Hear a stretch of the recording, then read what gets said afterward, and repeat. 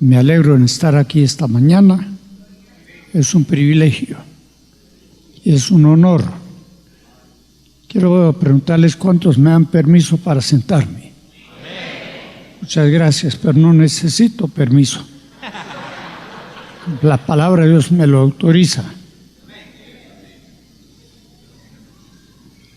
Según Mateo 5:1, cuando Cristo predicó ese famoso sermón del monte, ¿en qué posición estaba? Sentado. Y según Mateo 24, también los primeros versículos, cuando Cristo predicó ese otro famoso sermón de los fines de los tiempos, ¿en qué posición estaba? Sentado.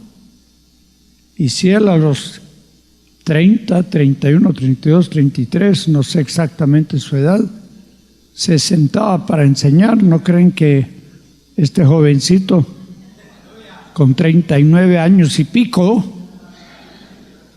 también tengo derecho de sentarme? Una vez que dije 39 años y pico, mi hijo dijo, pero qué pico tan largo el que tiene mi papá. Es más largo el pico que el cuerpo. Pero aquí estoy, hermanos. Vine por invitación del pastor, muchas gracias. Ya llevaba un tiempecito de no estar con ustedes. Y quiero decirles, y lo digo con el corazón en la mano, que esta es una de mis iglesias favoritas en Guatemala.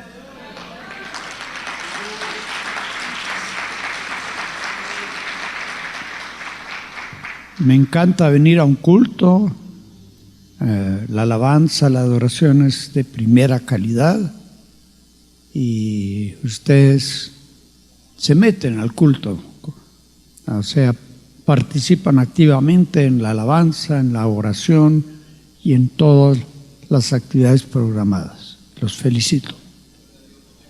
Quiero decirles, hermanos amados, que ustedes van a celebrar este mes, o están celebrando este mes. ¿El mes de qué? Mes de primicias. Y yo le voy a decir, hermanos, algunos de ustedes todavía no han entregado sus primicias y quizás ni piensan entregarlas. ¿Ah? Qué grave error. En las finanzas del reino de Dios, las primicias figuran en un lugar prominente. Diezmos, primicias, ofrendas son los medios que Dios ha dejado para el sostenimiento de su obra y el extendimiento de su reino. Y esto no es optativo, lo que son los diezmos y las primicias no son optativas, son obligatorias. ¿Qué dije? Obligatorias. ¿Para quiénes? ¿Solo para los pastores o los líderes? No, para todos. Dios ha establecido eso como un medio para asegurar la bendición de Dios sobre nuestras vidas, para asegurar la bendición. Voy a invitarles que abran en Ezequiel 44:30. Yo no voy a hablar acerca de las primicias de modo que no se asusten, pero sí le invito a que leamos este versículo. Y las primicias de todos, ¿qué dice? ¿De cuántos? Las primicias de todos, en todo, y redundancia, las primicias de todo en todo. Y toda ofrenda de todo lo que se ofreciere, de todas nuestras ofrendas, será para el ministerio, será para sostener el ministerio de la iglesia, será de los sacerdotes, daréis asimismo las primicias de todas vuestras masas al sacerdote. Ahora, ¿con qué fin? Leamos juntos la última frase. Para que hagan reposar la bendición en vuestras casas. ¿Qué trae la obediencia a Dios en el área financiera? Bendición, pero no es una bendición pasajera, no es una bendición temporal. ¿Qué dice? ¿Cuál es la palabra ahí? Reposar. Reposar. ¿Cuántos quieren que la bendición de Dios repose sobre sus casas? Todo el año. Sí. Este mes ustedes van a asegurar la bendición de Dios para todo el año. Si obedecen. ¿Sí qué? Si obedecen en traer diligentemente, puntualmente, sus primicias. Yo no voy a predicar sobre esto, pero estoy predicando, ¿no? La palabra primicias, ¿qué significa? Alguien hable, que no sea el pastor, él se debe quedar mudo ahora. Significa lo primero, lo primerizo, ¿no? Lo principal. O sea, cuando ustedes reciben sus sueldos, cuando reciben lo que les corresponde por el esfuerzo, el sacrificio que ustedes hacen, ¿qué deben hacer? Apartar sus primicias. Por ejemplo, la palabra primicia se usa en el periodismo. A veces un noticiero de televisión da una primicia, se adelantan a los demás. O sea, dan la noticia de primero. También la primicia, por ejemplo, la prensa libre, yo trabajé en el periodismo, por eso lo sé, reciben miles de noticias a nivel nacional y a nivel internacional. Pueden publicar todo, no les alcanzaría el papel. Entonces tienen hombres expertos, entrenados, que escogen las noticias principales para darlas a conocer al pueblo. ¿Me oyeron? Eso es lo que significa primicias. Dar lo primero y dar lo mejor. No dar lo que sobra. Y algunos de ustedes le dan a Dios lo que les sobra. Vergüenza les debía dar. Primero gastan para esto, gastan para aquello, y si les sobra, una ofrendita para el Señor, como si Él fuera un pordiosero, como si fuera un limosnero. ¡Qué vergüenza! Dios merece ¿qué? Lo primero y lo mejor de todos sus ingresos, excepto los que vienen por la vía ilícita. ¿Ah?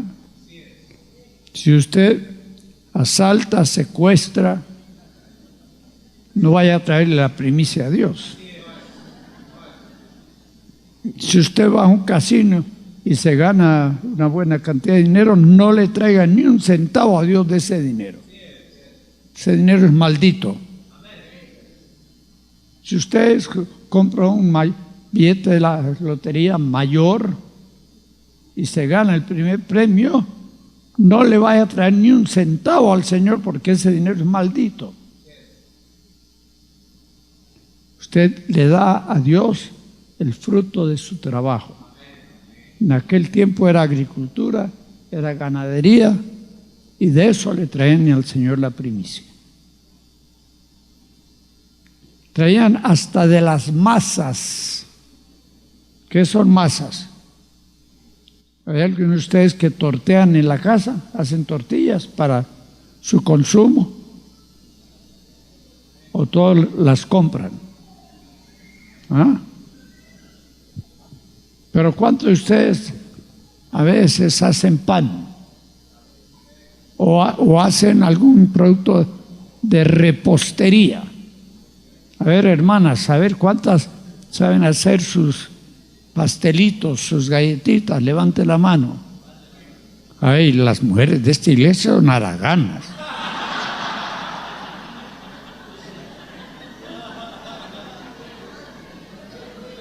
Yo creo que toda mujer debe saber panificar, debe poder hacer pastel en vez de mandar a comprarlos allá. ¿A dónde? A Ánfora. ¿Ah?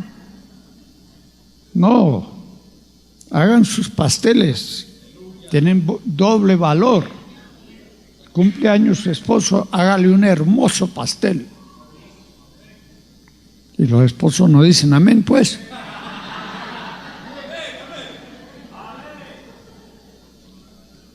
Dios tiene derecho a nuestras primicias, a nuestros diezmos. Sí, por eso el que se queda con los diezmos, dice la Biblia, ladrones. ¿Y en qué te hemos robado? Y en la versión antigua que manejo yo, y me dicen, ¿por qué usa la antigua? Porque soy antiguo. Dice, me han robado en primicias, digo, diezmos y primicias. Si usted no da su primicia, usted le está robando a Dios. ¿Y qué le va a traer eso? ¿Bendición o maldición? Maldición. ¿Cuántos quieren heredar esa maldición? Levante la mano. Pues la única manera de evitar maldición, y es en la área financiera, es dando puntualmente sus diezmos y sus primicias, y también sus ofrendas conforme a Dios, como Dios le haya prosperado. Amén. Ahora pregunto, ¿cuántos lo van a hacer en este mes de enero? Aquí hay muchos mudos sordos y mancos. No veo manos. ¿Cuántos van a traer su primicia? Uy, qué horror. Bueno, allá ustedes. Ezequiel 44:30 dice que cuando nosotros obedecemos a Dios en estas áreas, Dios hace reposar la bendición ¿sobre qué? Sobre nuestras casas. Ahora, bíblicamente, ¿qué significa casa?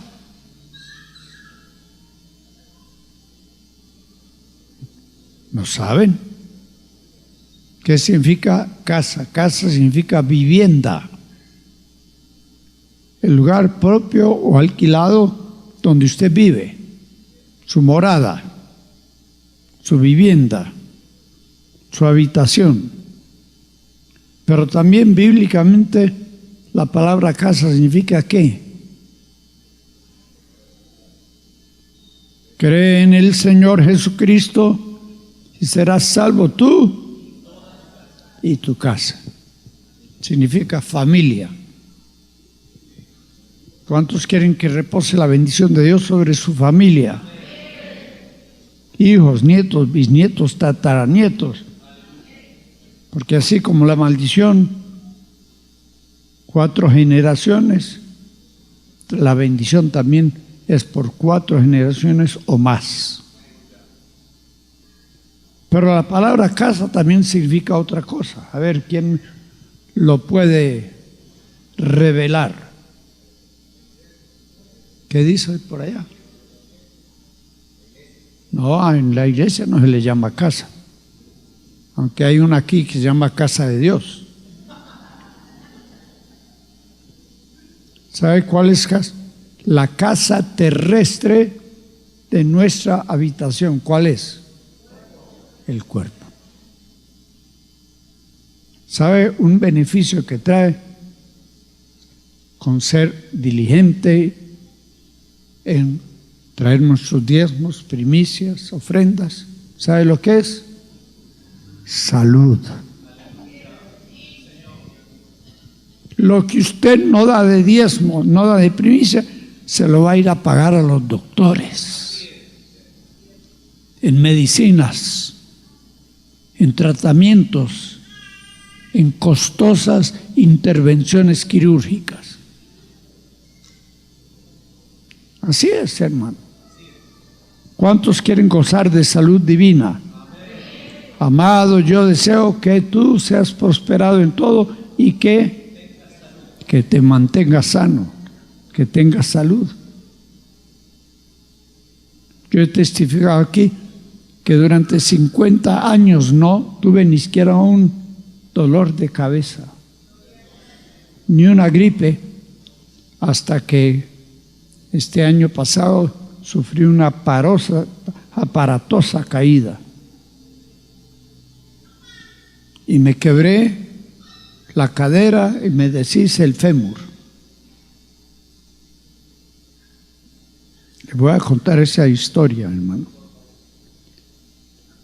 Pero la casa terrestre, nuestra habitación, es nuestro cuerpo.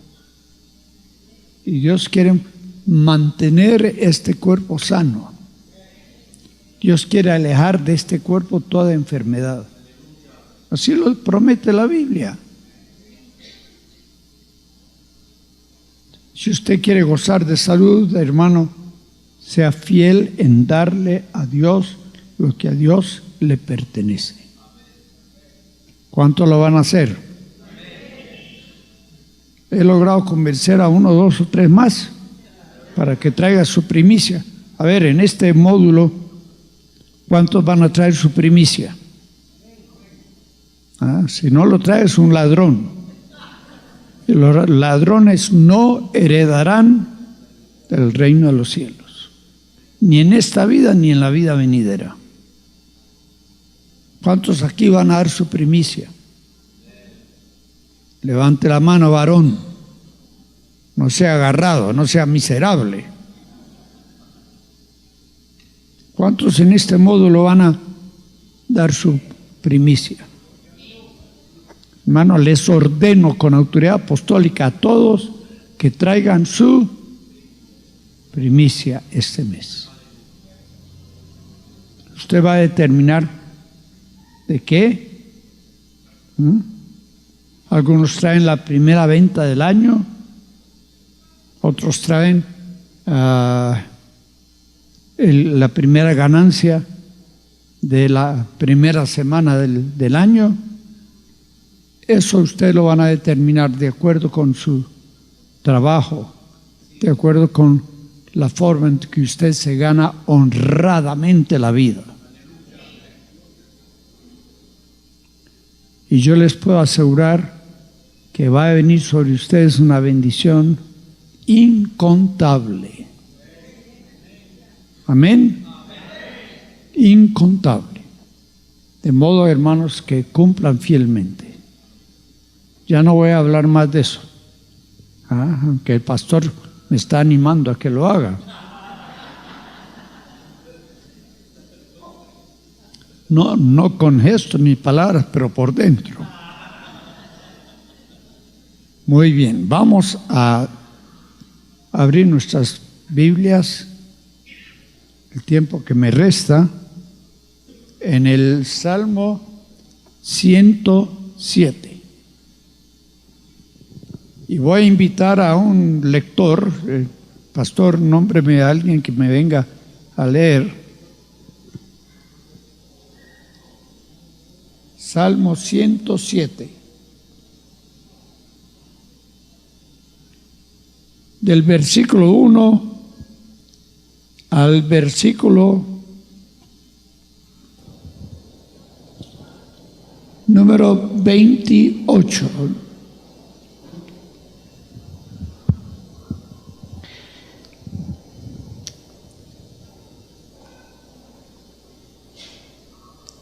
Uno a 28, hermano. 28. Siga la lectura con la vista, en la pizarra o en la Biblia. Lea, hermano. Alabad a Jehová, porque Él es bueno, porque para siempre es su misericordia. Díganlo los redimidos de Jehová, los que ha redimido del poder del enemigo. Un momento, hermano. A este salmo lo denomino un canto de redención. Es un canto especialmente que habla ¿de qué? De la redención. Y la palabra redención significa liberación. ¿Sí? Dios en Cristo nos redime el pecado y todas las consecuencias del pecado. Nos redime el pecado, nos redime la enfermedad, nos redime de la opresión, nos redime de la pobreza, etcétera, etcétera, etcétera. Fíjense bien, aquí van a aparecer, hay 4 cuadros, y yo solo voy a interrumpir al hermano para decir cuadro número 1, cuadro número 2, pero hay 4 cuadros que ilustran lo que es la redención. Amén. Y vamos a descubrir por qué es que nosotros le damos campo abierto al enemigo para obrar en nuestras vidas. ¿Sí? Vamos a descubrir cuál es el pecado más común en el pueblo de Dios, que es el que trae consecuencias graves, de las cuales necesitamos ser redimidos, necesitamos ser liberados. Siga leyendo, hermano, empiece otra vez. Alabad a Jehová porque Él es bueno, porque para siempre es su misericordia. Díganlo los redimidos de Jehová y los que ha redimido del poder del enemigo, y los ha congregado de las tierras del oriente, del occidente, del norte y del sur. Cuadro número 1. Anduvieron perdidos por el desierto, por la soledad sin camino, sin hallar ciudad en donde vivir. Hambrientos y sedientos, su alma desfallecía en ellos. Entonces clamaron a Jehová en su angustia y los libró de sus aflicciones. Cuadro número 2. Los dirigió por camino derecho. Todavía no es cuadro número 2, siga. Los dirigió por camino derecho, para que viniesen a ciudad habitable. Alaben la misericordia de Jehová y las maravillas para con los hijos de los hombres. Porque sacia su alma menesterosa y llena de bien al alma hambrienta. Cuadro número 2, ahora sí. Algunos moraban en tinieblas y sombra de muerte, aprisionados en aflicción y en hierros, por cuanto fueron rebeldes a las palabras de Jehová y aborrecieron el consejo del Altísimo. Por eso quebrantó con el trabajo sus corazones, cayeron y no hubo quien los ayudase. Luego que clamaron a Jehová en su angustia, los libró de sus aflicciones.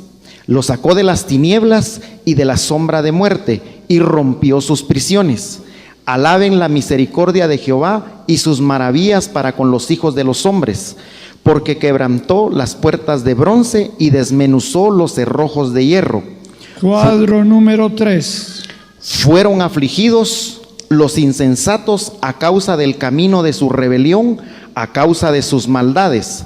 Su alma abominó todo alimento y llegaron hasta las puertas de la muerte. Pero clamaron a Jehová en su angustia y los libró de sus aflicciones. Envió su palabra y los sanó y los libró de su ruina. Alaben la misericordia de Jehová y sus maravillas para con los hijos de los hombres. Ofrezcan sacrificios de alabanza, publiquen sus obras con júbilo. Cuadro número 4. Los que descienden al mar en naves y hacen negocio en las muchas aguas. Ellos han visto las obras de Jehová y sus maravillas en las profundidades. Porque habló e hizo levantar un viento tempestuoso que encrespa sus ondas. Suben a los cielos, descienden a los abismos, sus almas se derriten con el mal. Tiemblan y titubean como ebrios, y toda su ciencia es inútil. Entonces claman a Jehová en su angustia y los libra de sus aflicciones. Siga leyendo hasta el versículo 32. Cambia la tempestad en sosiego y se apaciguan sus ondas. Luego se alegran porque se apaciguaron, y así los guía al puerto que deseaban. Alaben la misericordia de Jehová y sus maravillas para con los hijos de los hombres. Exáltenlo en la congregación del pueblo, en la reunión de ancianos lo alaben. Muchas gracias, mi hermano. Qué lindo salmo, ¿no? ¿Cuántos lo han leído y estudiado antes? Muy pocos. Este es uno de mis salmos favoritos. ¿Por qué? Porque aquí habla de la obra que Dios hace por nosotros y en nosotros en base a la redención que Cristo operó en la cruz del Calvario a nuestro favor. Dice, díganlo los redimidos, no lo vayan a callar, no lo vayan a esconder. Díganlo los redimidos, los que ha redimido, ¿de dónde? Miren la Biblia, hermanos, ahí la tienen, en el versículo 2. ¿Qué dice ahí? Díganlo los redimidos de Jehová, los que ha redimido del poder del enemigo. En los 4 cuadros de los cuales hemos leído, vemos la devastadora obra que hace el enemigo, porque nosotros se lo permitimos. ¿Lo escucharon bien? Entre un momento, unos minutos, vamos a descubrir cuál es la puerta a través de la cual el enemigo penetra a nuestras vidas para hacer esta obra devastadora. Dice, digan los redimidos, los que han redimido el poder del enemigo. Ahora, cuadro número 1. Vamos a estudiar esos cuadros brevemente, porque esta mañana yo tengo que estar en cierto lugar a las 12, de modo que, pastor, perdonen, que no voy a predicar largo y tendido como usualmente lo hago. Yo soy predicador de 2 horas, de 2 horas y media. ¿Cuántos dicen amén? Pues cuando me vuelve a invitar el pastor, si se atreve a hacerlo, entonces les prometo un mensaje más completo. Ahora solo le vamos a dar una untadita. Bueno, ¿qué dice el cuadro número 1? Es el cuadro de un hombre que anda deambulando por un desierto. Ha perdido la orientación. No carga compás, no carga brújula. Está perdido y anda para arriba y para abajo, pero no sabe a dónde dirigirse. Prueba por un lado, prueba por otro lado y no llega a ninguna parte. Yo he pasado por varios desiertos. Pasé por el desierto entre Arizona y California, en el suroeste de Arizona. ¿Y saben lo que me pasó? Salí de Perryton, Texas, rumbo a Los Ángeles, 1000 y pico millas en un Ford 39, que era el que yo tenía en ese tiempo, en que estaba estudiando en un seminario bíblico en Estados Unidos. Y salí a las 10 de la noche y manejé toda la noche y me dormí manejando. Allí en el desierto ese de Arizona, me dormí. Y que me crean o no me crean, estoy diciendo la verdad. Manejé dormido 4 horas. Nadie dijo amén. Dormido 4 horas. Yo creo que Dios mandó un ángel que tomó el timón, porque era para matarme. Sí. Tenía que estar en Los Ángeles a las 11 de la mañana. Yo era copastor de una iglesia hispana en Los Ángeles mientras estaba estudiando en el seminario. Y yo me había comprometido a estar con ellos a las 11 de la mañana ese domingo. Y por eso es que decidí manejar toda la noche. Pero, ¿qué pasó en el desierto? Me dormí. Me dormí del lado de Arizona y 4 horas más tarde desperté en un lugar llamado Barstow, en California.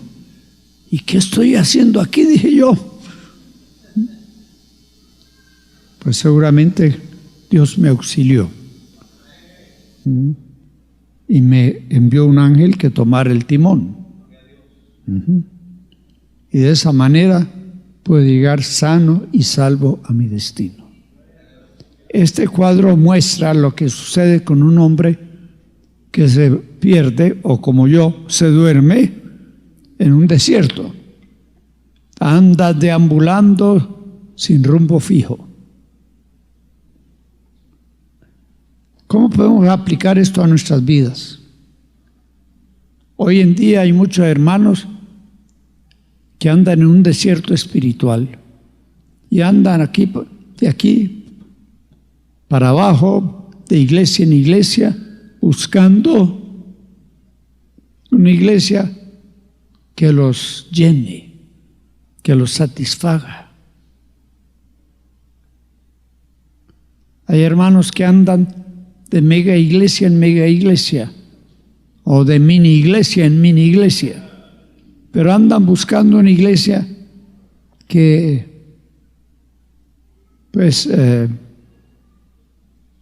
supla lo que ellos creen necesitar para ser fieles a Dios, pero no encuentran. Han estado en 10, 12, 15 iglesias y más y no se han establecido. Yo les voy a decir, hermanos, ustedes no están aquí por voluntad propia. Dios los trajo a esta iglesia. ¿Qué dije? Dios los trajo a esta iglesia y aquí deben permanecer. Yo veo caritas conocidas de hermanos que han sido fieles, les felicito. Pero también veo caras nuevas de personas que no había visto antes. Yo le quiero decir a todos de parejo, Dios los trajo aquí. ¿Y cuál es el mandato divino? No dejando vuestras congregaciones como algunos tienen. ¿Por qué? Por maña. Sí, porque andan para arriba y para abajo buscando la iglesia perfecta y no la han encontrado, ni la van a encontrar, porque todas las iglesias están formadas por gentes que están en un proceso de perfeccionamiento. El que ha comenzado en vosotros la buena obra, ¿qué va a hacer? La va a perfeccionar a su tiempo y a su manera, no dejando vuestras congregaciones. Oigan, hermanos, no ser fiel a la iglesia donde Dios nos ha puesto es pecado. Es un pecado no de comisión, sino de omisión. ¿Entienden? El pecado no consiste no solo en la transgresión de la ley, sino el pecado también consiste en aquel que sabe hacer lo bueno y no lo hace. ¿Usted sabe hacer lo bueno? Sí, porque aquí se les predica la verdad. ¿Y qué es lo bueno? Que asistan fielmente a la iglesia. ¿Qué es la verdad? Que traigan sus diezmos, primicias, etcétera, etcétera, con fidelidad. Esa es la voluntad de Dios para sus vidas. Ahora, cuando uno no hace la voluntad de Dios, ¿qué está haciendo? está desobedeciendo. Y un sinónimo de la palabra desobediencia es rebeldía. ¿Lo oyeron? Si usted no obedece en esas áreas primarias en la vida cristiana y asistir a una iglesia donde el Señor le ha puesto y de traer sus diezmos, primicias y demás a la iglesia donde Dios lo ha puesto, ¿usted está qué? Está desobedeciendo, y la obediencia es sinónimo de ¿qué? De rebeldía. Ahora usted quiere aprender a ser obediente. ¿Ah? ¿Cuántos quieren aprender a ser obedientes? ¿O están contentos así como están? ¿Sabe lo que dice la Biblia? Que Jesús aprendió la obediencia. Jesús, como hombre, tuvo que aprender a obedecer. ¿Y cómo aprendió? Pastor, busca el versículo ese, donde dice que Jesús aprendió la obediencia. ¿Sabe cómo aprendió? Por medio del sufrimiento. Si usted verdaderamente dijo a Dios, Dios le va a enseñar a obedecer a las buenas o a las malas. Léalo, hermano, recio. Ah, no lo han encontrado.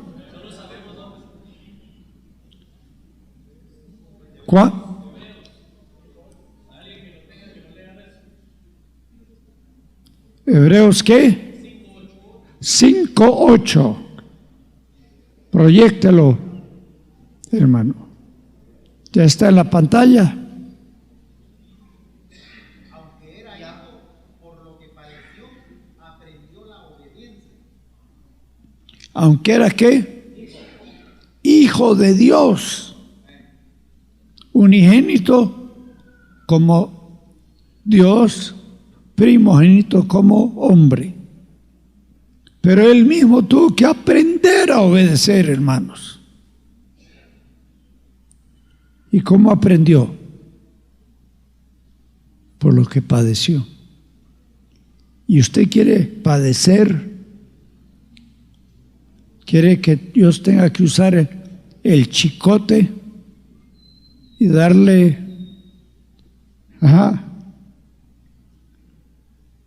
Mejor aprenda a las buenas y no a las malas. Esa es la causa de estos 4 cuadros. La rebeldía. Y las consecuencias fueron funestas.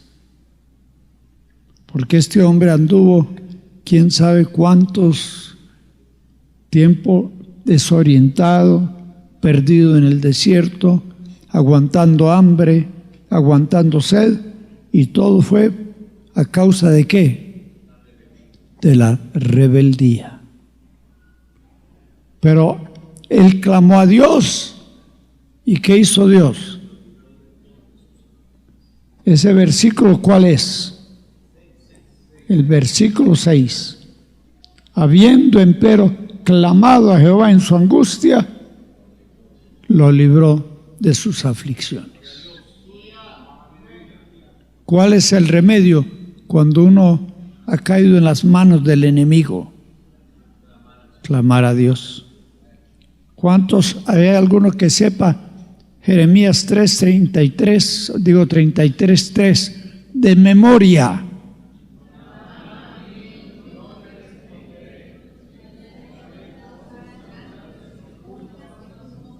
Ahí está.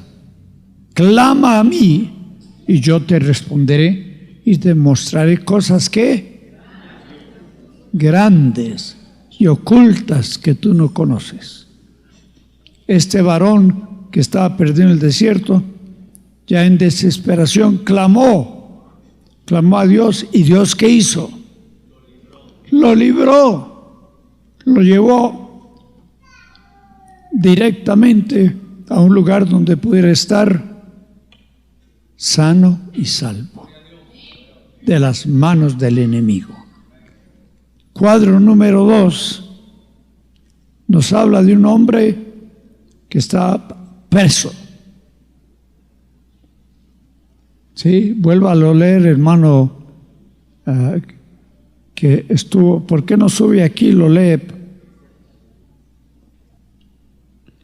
Yo quiero que me lea ese cuadro del 7 en adelante. Es del 7 hasta no es del 9 hasta el 13. 9 a 13. Porque sacia al alma menesterosa y llena del bien al alma hambrienta. No es del versículo 10, hermano, perdone. Estoy en el Salmo 107. Algunos moraban en tinieblas y sombra de muerte, aprisionados en aflicción y en hierros, por cuanto fueron rebeldes a las palabras de Jehová, y aborrecieron el consejo del Altísimo. Por eso quebrantó con el trabajo sus corazones, cayeron y no hubo quien los ayudase. Luego que clamaron a Jehová en su angustia, los libró de sus aflicciones, los sacó de las tinieblas y de la sombra de muerte y rompió sus prisiones. Muchas gracias, hermano. Si quiere, se queda ahí un ratito porque... Ahora sí estoy parado, está bien. ¿Qué dice aquí? Los que moraban en tinieblas, en sombra de muerte, aprisionados. Estaban presos en una horrenda prisión, una prisión oscura, una prisión fétida, una cárcel. Había perdido la libertad. ¿Y qué hizo este hombre cuando despertó a la realidad de la condición en que estaba? Clamó. Ahora, ¿cuál fue la causa del que él fuera aprisionado? Está en el versículo 11. ¿Por cuanto fueron qué? Rebeldes. Estas son las consecuencias de la rebeldía, hermanos. La Biblia nos ordena primero que nos sometemos ¿a quién? A Dios. Después a las autoridades que fueron puestas por Él. Él delega su autoridad, confiere su autoridad a determinadas personas. En la sociedad hay autoridades civiles, ¿no? Presidentes, gobernadores, magistrados, etcétera, etcétera. ¿Y cuál es nuestra obligación? Sujetarnos a ellos. ¿Será nuestra obligación sujetarnos a los policías de tránsito? ¿Y lo están haciendo, hermanos?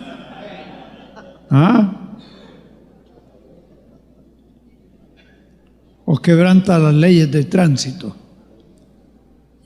Creen que con impunidad, pero tarde que temprano la van a pagar caro.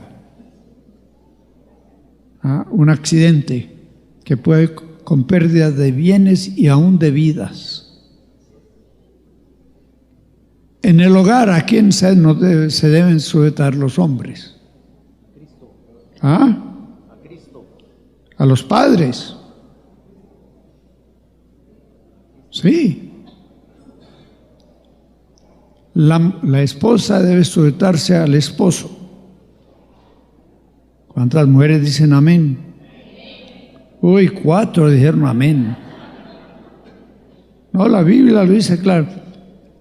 En Efesios, donde habla del matrimonio, dice, las mujeres estén sujetas a sus maridos en todo. Nadie dijo amén.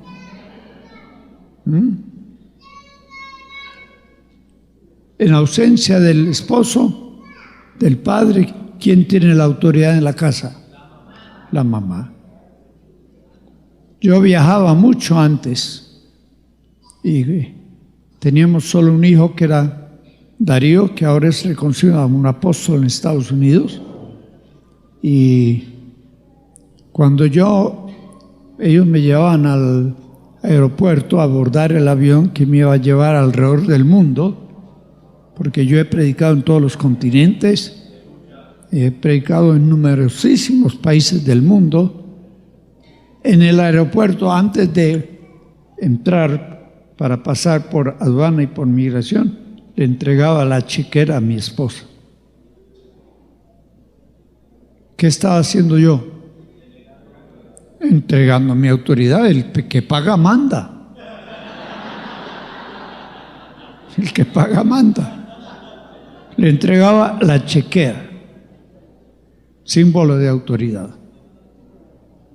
Cuando volvía, días, semanas más tarde, y me iban a recoger al aeropuerto, ¿qué era lo primero que hacía mi esposa? Me entregaba la chequera. La que tenga oídos para oír, oiga. ¿Qué me estaba haciendo? Retornando la autoridad. Era el símbolo de autoridad. Y hermanos, en el hogar la autoridad primaria está en manos ¿de quién? Del varón.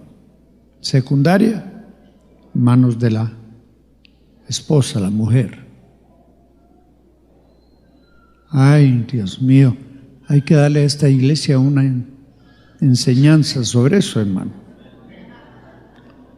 En la escuela, ¿quién tiene la autoridad? Los maestros, el director, los maestros, y los niños y los jóvenes deben sujetarse a sus ¿qué? A sus autoridades, que son los catedráticos de esa escuela, colegio, universidad. Hermanos, la sujeción es absolutamente indispensable en la vida cristiana. ¿Cuántos han leído allí en Santiago aquel versículo que dice, someteos? No es el versículo que yo les quiero que lean. Es Santiago, capítulo 5, donde dice, sujetaos pues a Dios, someteos pues a Dios, y resistid al diablo, y de vosotros huirá. ¿Alguien que lo encuentra? Es aquí en el Santiago capítulo 5.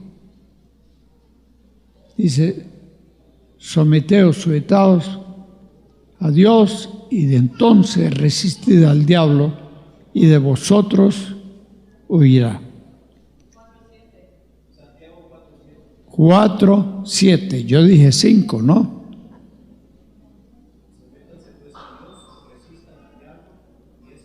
Eso es.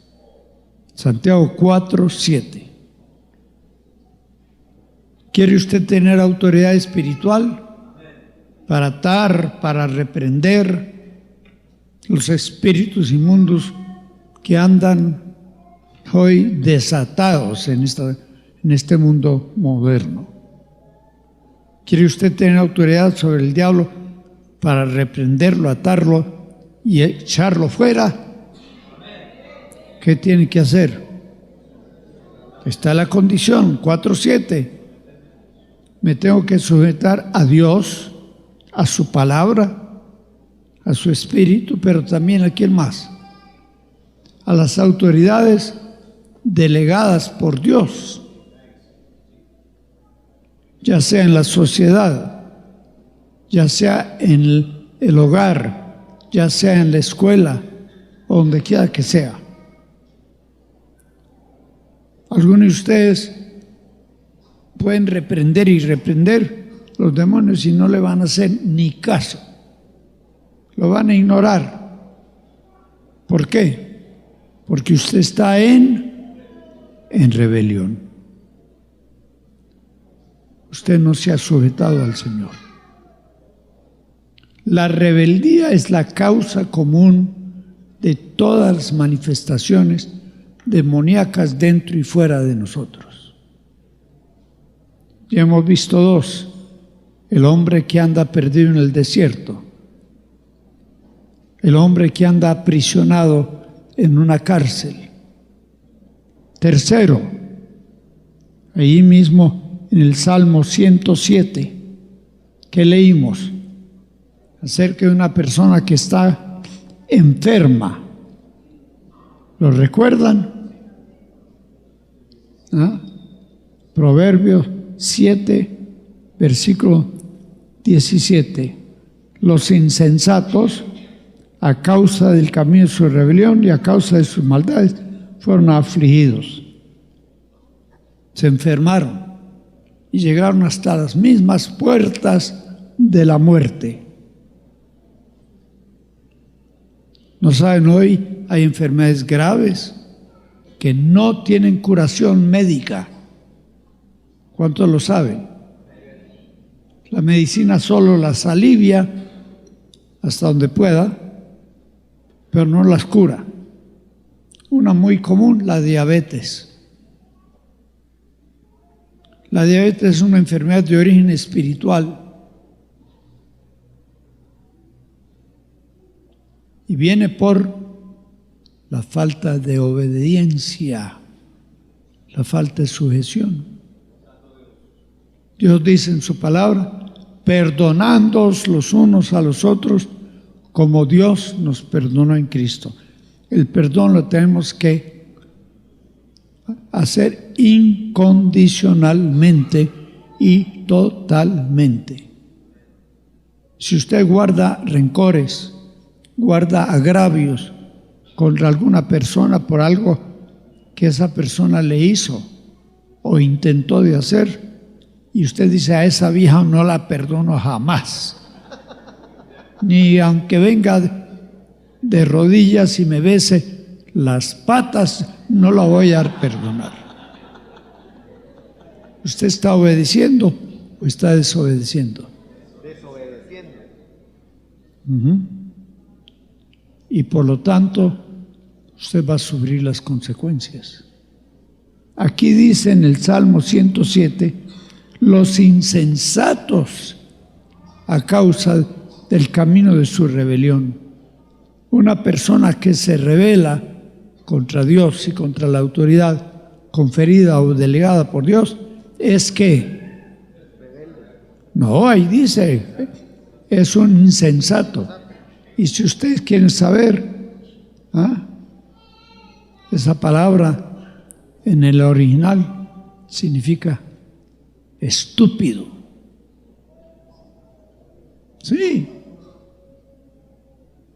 Usted se rebela contra la autoridad de Dios, contra la autoridad delegada y conferida por Él. Usted es un ¿qué? Insensato, bruto, estúpido. Y no se lo estoy diciendo a nadie en particular. No tome ofensa. Solo estamos estableciendo un principio. Pero ¿cuál es el remedio? En el primer cuadro, ¿cuál fue el remedio? Clamar a Dios. En el segundo cuadro, ¿cuál fue el remedio? Clamar a Dios. Y en este cuadro, ¿cuál es el remedio? Versículo 19. Mas clamaron a Dios en su angustia y salvólos de sus aflicciones. ¿Y cómo lo hizo? Según el versículo siguiente, envió su palabra y los curó y los libró de todas ¿qué? Y los libró de su ruina. ¿Cuál es el remedio para toda enfermedad? Aquí está la medicina de Dios, hermanos.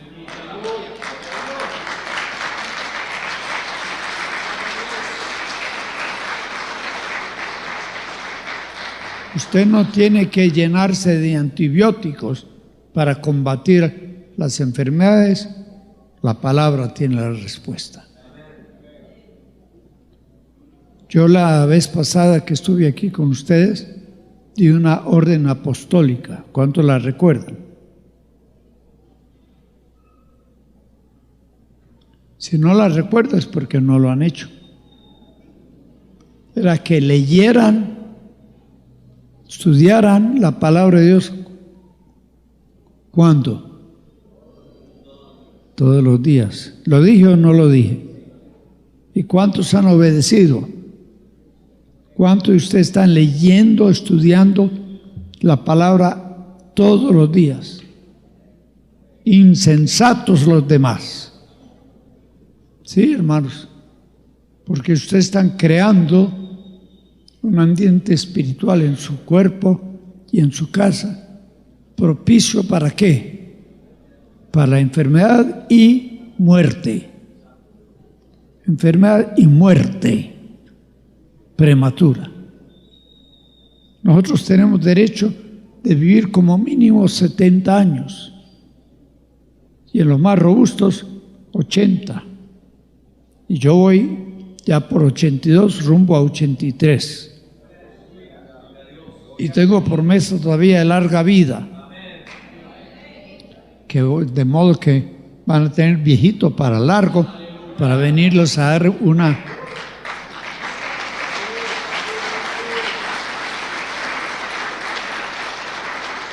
Allá en la costa sur no dicen para darles una exhortada, sino una insortada. ¿Y qué significa la palabra insortada? Yo se los dije la vez pasada. Significa insulto y exhortación. Una combinación entre ¿y cuántos quieren que les venga a insortar?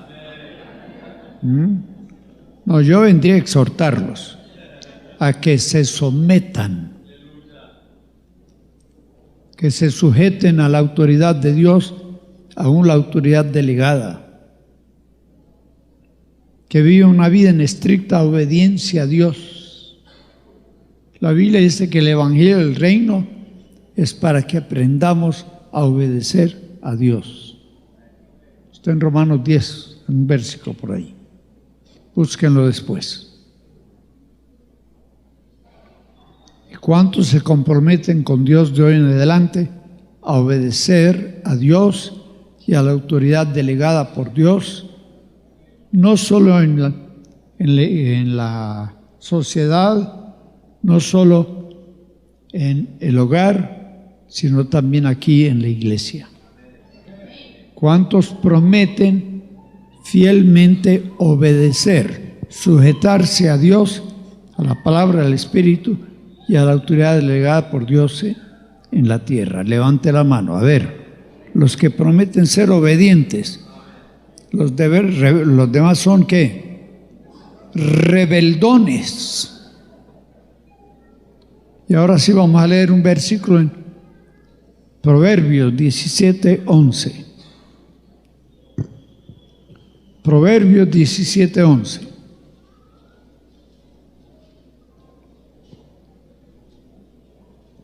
Lean lo que dice ahí. El rebelde no busca ¿qué?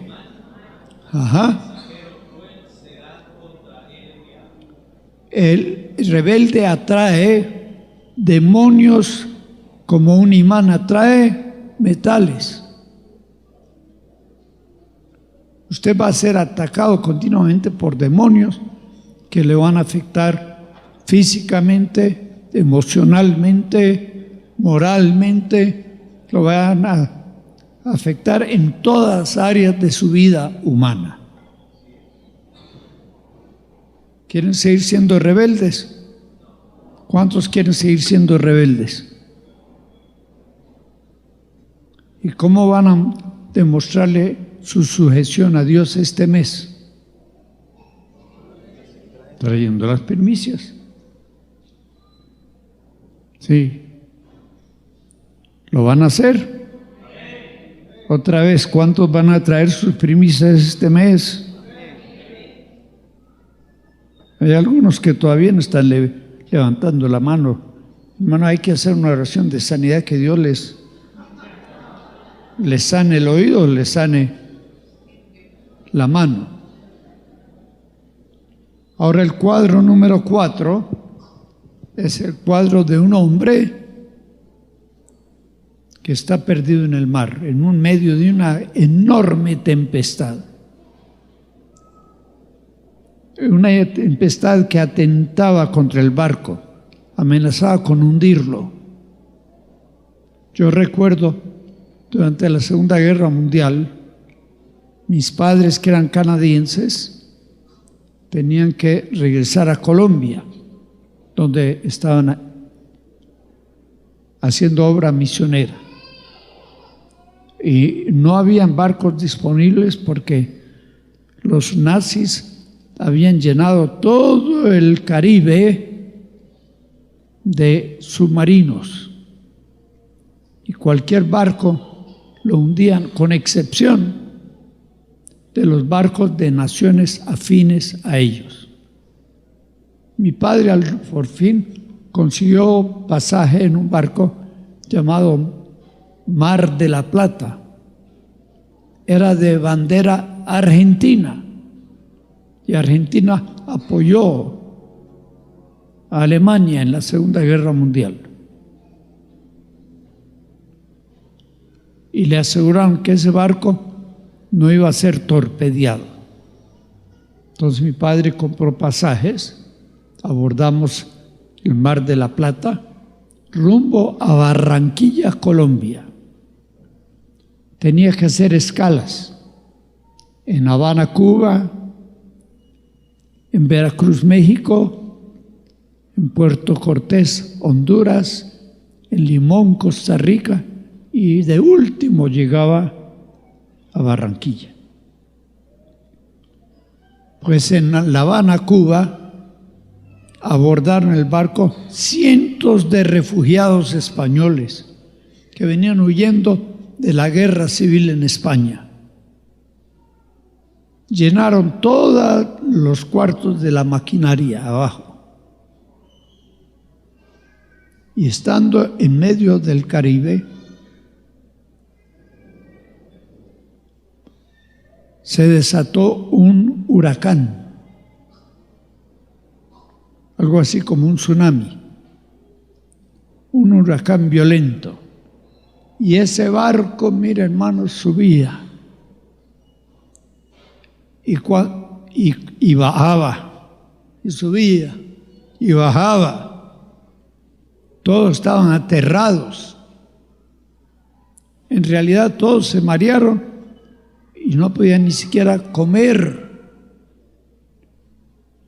Nadie subía al comedor a comer porque todos estaban mareados. Uno de los pocos que subía a ver qué encontraba para comer era este jovencito que está delante de ustedes. Y le voy a decir, hermanos amados, ese viaje generalmente de Nueva York a Barranquilla en un barco directo tardaba 3-4 días. Ese viaje fue eterno, hermanos. De puerto en puerto dejaron refugiados españoles en Veracruz, México, en Puerto Cortés, Honduras, en Limón, Costa Rica, porque estaban buscando dónde refugiarse durante la guerra civil en España.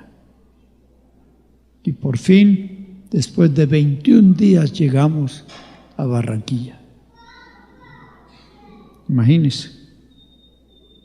Pues hermanos, aquí tenemos el cuadro de algo similar que según la Biblia puede pasar en la vida de un hombre.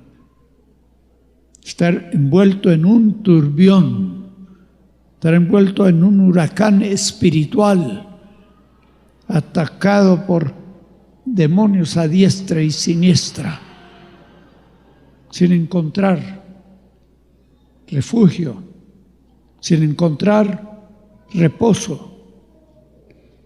Así he conocido muchos cristianos que andan, hermanos amados, en un medio de una tormenta, adversidades, calamidades, algo horrible. ¿Y todo por qué? Ya vimos la causa común. ¿Cuál es? La rebeldía.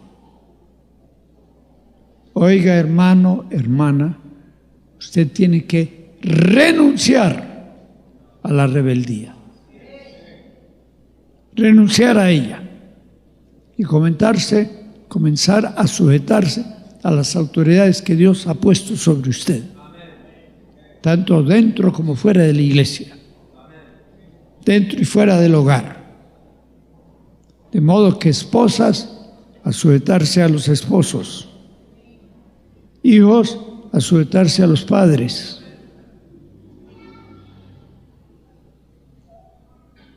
Hermanos de esta iglesia, Yeshua, palabra y poder, ¿cuántos prometen sujetarse a su pastor?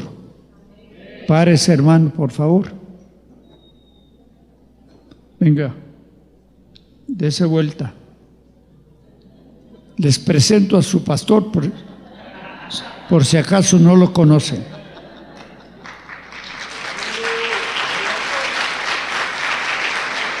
Siga. Mire la congregación. ¿Y cuántos en el nombre de Jesús hacen una promesa formal de que se van a sujetar a su pastor? Levante la mano. Mire, pastor, ¿quiénes son los rebeldes? Los que no levantaron la mano. ¿Sí? Él merece no solo rebelión, no. Él merece respeto. Merece obediencia. Merece honra, porque es su pastor. Amén. Un aplauso al Señor Jesús.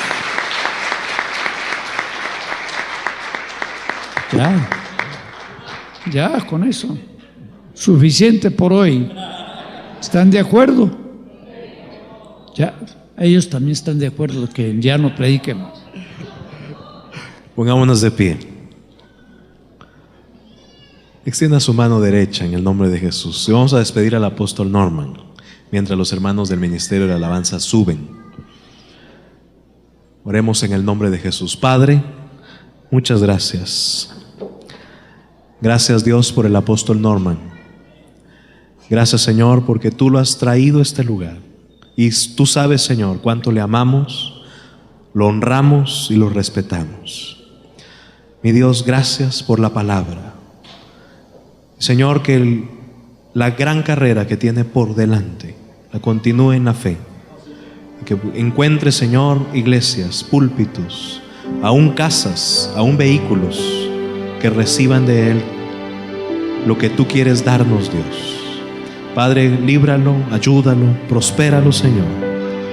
Y que lo que ha sembrado, Señor, por 12 años en Iglesia Yeshua, palabra y poder, dé fruto, Señor.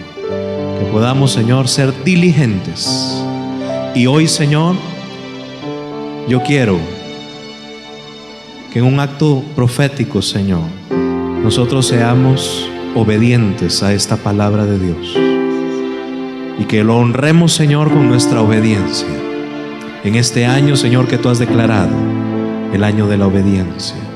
Que quites de nosotros la rebeldía y que nos ayude, Señor, a seguir los pasos de